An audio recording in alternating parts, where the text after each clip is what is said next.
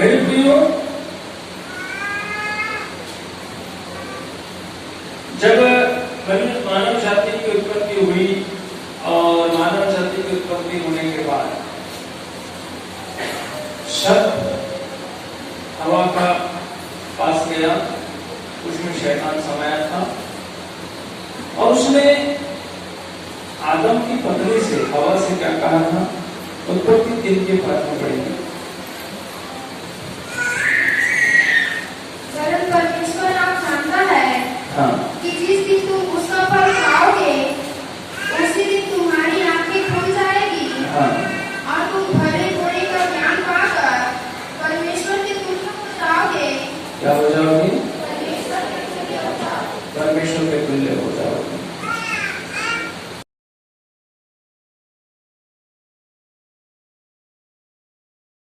शैतान ने वहां पर देखते हैं कि हवा से कहा कि सच में जिस दिन तुम उसका फल खाओगे उस दिन तुम्हारी आंखें खुल जाएगी और तुम किसके तुल्य हो जाओगे? परमेश्वर के तुल्य हो जाओगे। परमेश्वर के तुल्य हो जाओगे, ये बात कैसे साबित होती है? आइए पढ़ेंगे उसमें, उसी उत्पत्ति का 3 का 22 पढ़िए। क्या लिखा है? यहोवा परमेश्वर ने कहा, हाँ, मनुष्य भले बुरे का ज्ञान पाकर हम में से एक के समान हो गया है। कैसा हो गया है? किसने बोला? किसने बोला? क्या बोला? मनुष्य भले बुरे का ज्ञान पाकर हम में से एक के समान हो गया। हाँ, शैतान ने क्या बोला था? परमेश्वर के तुल्य हो जाओगे। हाँ, शैतान ने सही कहा था कि झूठ कहा था? क्या कहा था? परमेश्वर ने भी इस बात को क्या बोला? बोला ना, हम में से एक के समान हो गया। क्या हो गया? मतलब क्या बात थी जिसमें परमेश्वर की बराबरी में इंसान हो गया? किस बात में मनुष्य ईश्वर की बराबरी में आ गया?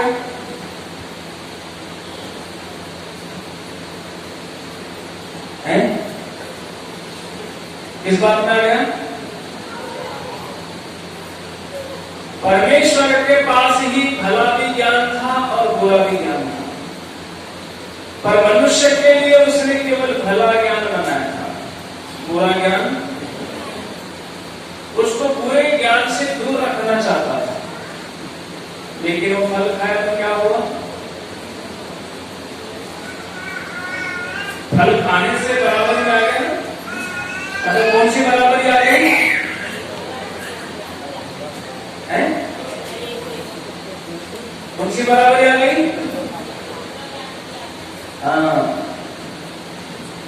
जिस पूरे ज्ञान से परमेश्वर मनुष्य को अलग रखना चाहता है, जिस बुराई का ज्ञान में इंसान को जाना नहीं चाहता था,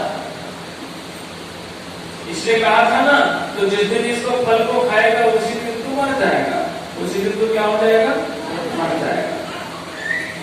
उसी दिन मनुष्य जो है आत्मा में मर गया, मतलब उसे मृत्यु का भी ज्ञान आ गया, संकट का ज्ञान आ गया, विपत्ति का ज्ञान आ गया, पाप का ज्ञान आ गया, गलत कामों का ज्ञान आ गया, हर बुराइयों का ज्ञान उस मनुष्य के अंदर में समा गया,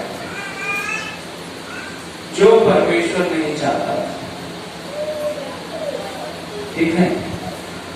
और ये हर मनुष्य में है, हर स्त्री में है, हर पुरुष में है, हर बच्चे में है, हर बूढ़े में है, हर जवान में है। ये ज्ञान है कि नहीं? दोनों ज्ञान। तो देखते हैं, और परमेश्वर ने जब इस बुरे ज्ञान को देखा मनुष्य के, तो परमेश्वर को अच्छा नहीं लगा। इसलिए पहले पूर्वी काल में सबसे पहले परमेश्वर ने क्या किया? उसी उत्पत्ति की पुस्तक उसके 6 अध्याय में जब हम पढ़ते हैं मेरे प्रियो,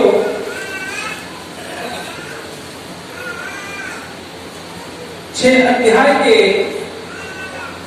उस उसके 5 वचन से पढ़ते हैं।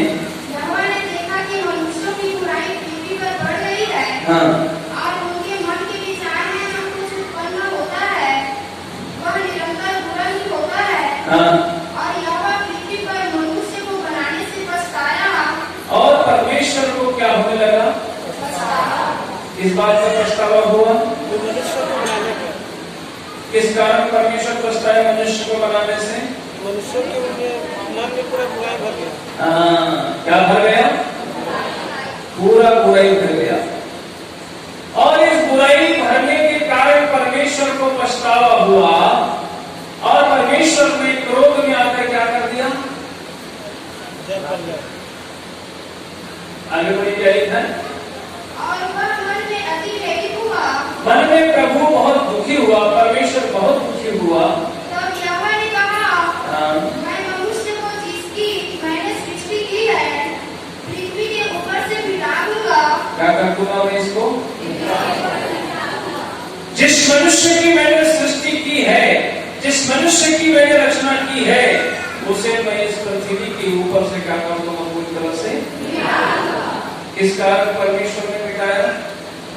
मनुष्य की बुराई को देखते। किस कारण मिटाया? मनुष्य की बुराई को देखते। बुराई के ज्ञान के कारण मनुष्य को पृथ्वी पर से क्या कर दिया? मिटा दिया। किस कारण परमेश्वर ने मिटाया संसार को? किसके ज्ञान की वजह से? हाँ।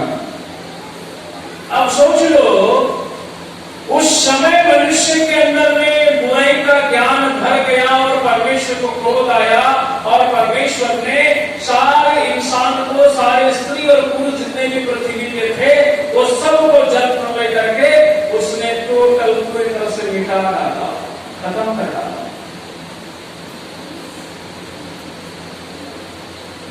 फिर परमेश्वर को दया आया, फिर अब उद्धार का रास्ता हमारे पास आया। उद्धार का मतलब क्या है?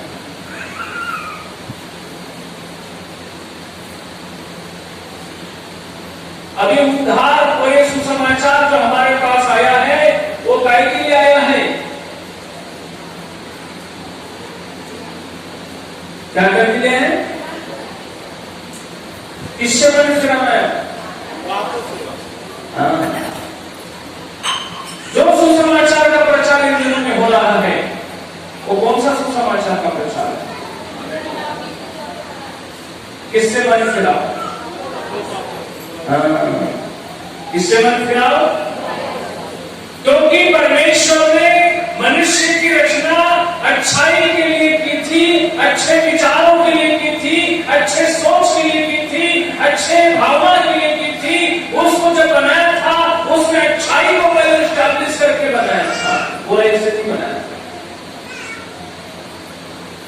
उसमें कोई चोरी नहीं, छीना नहीं, झपटी नहीं, चोर नहीं, डाका नहीं, मवालीपना नहीं, गालियां नहीं, झगड़े नहीं, ईर्ष्या नहीं, क्रोध नहीं, बैर नहीं, ये सब नहीं था उसमें जिस समय पहले आदम को बनाया था। ये तो फल खाने से आया। इसलिए स्वर्ग में आनंद कब होता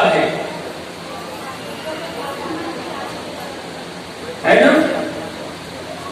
लूका सुसमाचार उसके 15 अध्याय में जब आप पढ़ते हैं मेरे प्रियो, स्वर्ग में आनंद कब होता है आप देख लीजिए।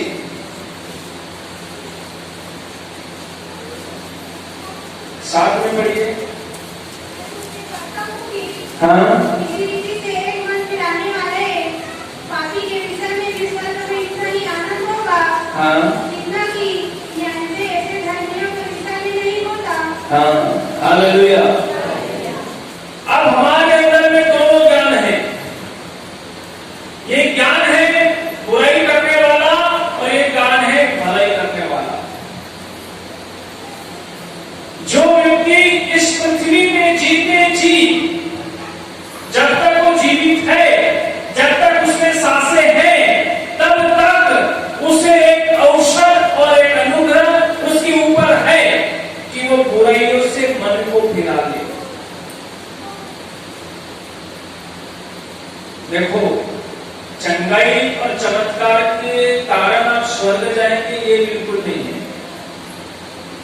तो प्रभु ने ऐसा ही पाठ दिया। यीशु मसीह चमत्कार करने के लिए ज्यादा मेहनत नहीं करता था, जानते हैं ना?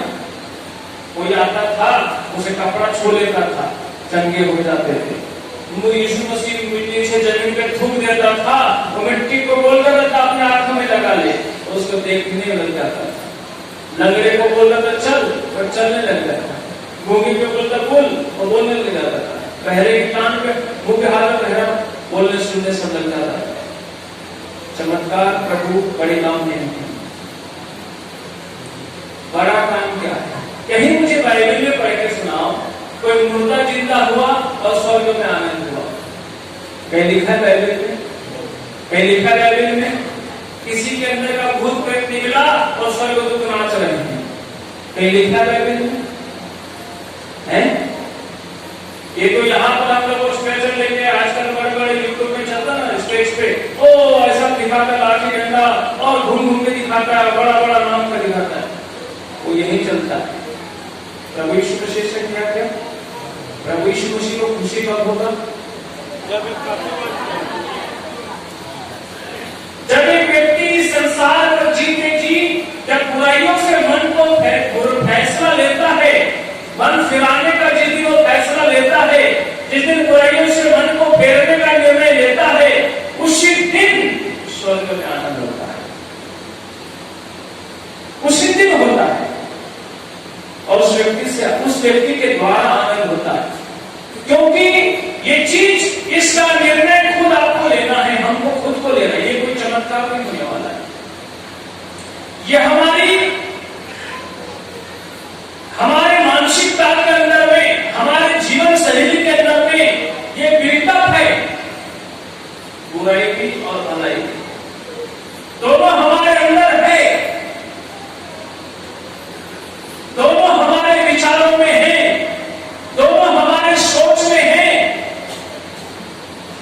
फैसला लेना हमारा काम है कि मैं किसको चुनता हूं। यदि इस चुनाव से जो व्यक्ति वंचित हो जाए तो फिर वो बेचारा नरक के राह पर नहीं जाएगा।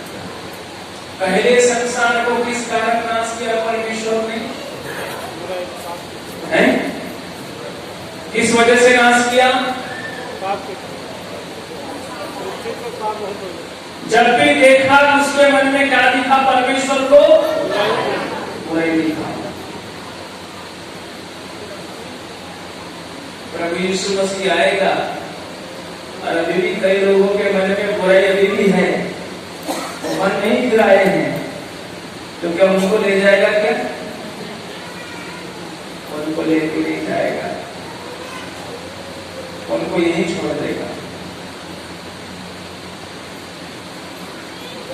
आप और मुझको मेरे प्रियो इस पृथ्वी पर रहते हुए यीशु मसीह ने क्या किया जानते हैं आप? यीशु मसीह ने कौन सा ज्ञान हमें दिया? यीशु मसीह ने जो हमें शिक्षा दी है, आप पढ़ेंगे इसमें क्या लिखा है? मत्ती रचित सुसमाचार 7 अध्याय का उसका पहला वचन, यहाँ पर देखिए क्या लिखा है?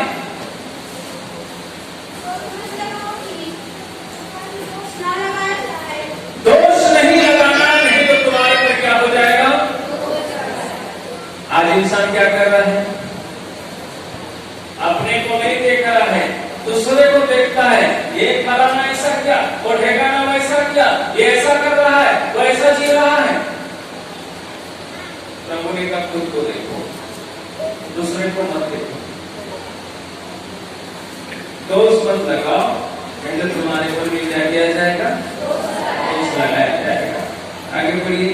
जिस प्रकार तुम दोष लगाते हो, जिस प्रकार तुम दोष लगाते हो, उसी प्रकार तुम पर भी दोष लगाया जाएगा। उसी प्रकार तुम्हारे ऊपर भी क्या लगाया जाएगा? दोष लगाया जाएगा। उसी तरह स्वर्ग में न्याय होता है। स्वर्ग में हर फैसले बहुत पाप और पवित्रता के साथ होते हैं। जैसे आप करेंगे, जैसे हम करेंगे, वैसे ही हमें हमारे साथ होगा। वहां भेदभाव नहीं है, वहां कोई पक्षपात नहीं है। यहाँ तो भले ही हम लोग थोड़ा सा, मेरा बेटा गलती किया तो माफ है, दूसरे का बेटा गलती किया तो माफ नहीं है, अपना बेटी गलती किया तो माफ है, दूसरे दूसरे का बेटी गलती किया तो माफ नहीं है, अपना आदमी कुछ गलती किया तो क्षमा है, दूसरे का आदमी की गलती किया तो क्षमा नहीं है। ये मनुष्य का न्याय है, लेकिन परमेश्वर का न्याय ऐसा नहीं है, उसका न्याय साफ हुआ है। तो मनुष्य जब इस पृथ्वी पे जन्म लिया है तो पूरी तरह से एक बुराइयों के ज्ञान और विचारों से भर चुका है और बुराई का विचारों से परिपूर्ण होकर संसार में जीवन जी रहा है। तो अब जो है आत्मा और मुझको जब यीशु मसीह शिक्षा देने आया है तो उसका यही शिक्षा है कि हमारे अंदर से हमें बुरे विचारों को बाहर करना है, बुराई के ज्ञान को बाहर करना है, बुराई के ज्ञान का विकास नहीं करना है। आज लोग बुराई के ज्ञान का विकास में ज्यादा रुचि लेते हैं, समझना